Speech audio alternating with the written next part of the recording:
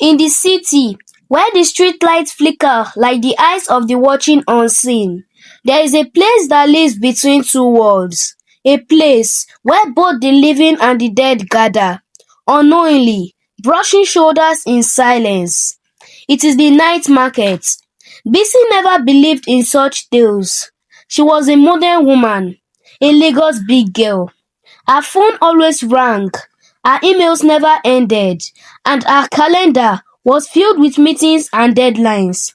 She didn't have time for superstitions, but that night, everything changed. Bisi had stayed late at her office. Her boss had asked for just one more report by 9 p.m., and as always, she couldn't say no.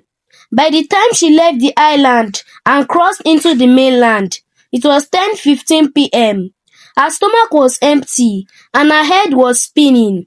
"I can't sleep like this," she muttered as the keke dropped her near her street.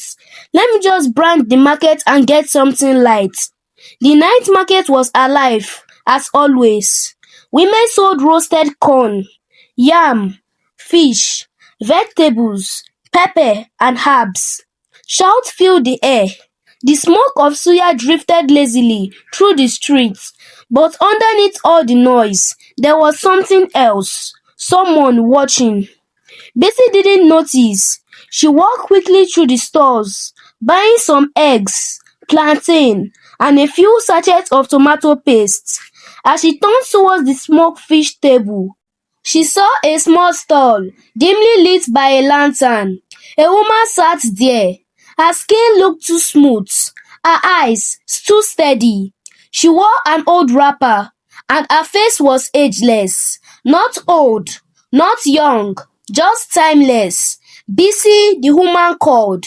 Bisi turned surprised. "Yes." "You don't remember me," the woman said calmly. "But I was there." "There where?" Bisi asked, blinking. "Do we know each other?" "You were 5 years old. You cried so much that day. But you were too small to understand what was happening." "What are you talking about?" Bisi asked, suddenly uneasy. The woman leaned forward. "Call your mother. Ask her where she took you to when you were 5 years old. That is where your problems began." Bisi took a step back. "Wait, who are you?" But the woman did not answer. Instead, she said one last thing. "You were given to a spirit to stop your sickness. But it was not a gift. It was an exchange." Bisi blinked as the woman was gone. The lantern lights, the table, the fish, gone. In their place was empty ground. A gust of cold wind brushed her face. Her heart pounded. Her legs felt heavy. She didn't know how she got home that night, but when she closed her door behind her, she knew sleep wouldn't come. At 1:33 a.m., she picked up her phone. "Mommy," she said shakily, when the line was connected. "Where do you take me when I was 5?" There was silence on the other end. "Mommy, talk to me," she begged. Her mother sighed deeply. "Who told you?" "Mommy, please, what happened?" Her mother's voice trembled. "You were always sick. Fever, cough, convulsions. I did everything. Prayer houses, clinics, nothing worked. A neighbor told me about a herbalist in Ogbomosho where they said he could help. I didn't want to lose you." "What did he do?" Bisi asked, voice cracking. "He said you were a spirit child, an Abiku, that you belonged to the river world, that unless I handed you over, you would die. So I did what he said." "What exactly did you do?" Bisi whispered. "I bathed you in river, mixed with herbs. You were wrapped in red clothes. They tied a white cowrie to your waist. The herbalist made you say something 3 times. You didn't understand it, but you repeated it. Then he poured libation and said your life now belonged to the goddess of preservation." Bisi felt the room spin. "And since then," she asked, "I burnt the clothes. You stopped feeling sick, but strange things started happening."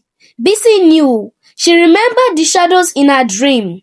the man with goat legs who stood by her bed as a child, the night she nearly drowned in her bathtub, even though it was barely half full, the job interviews that never called her back, the relationship that always ended when she got close.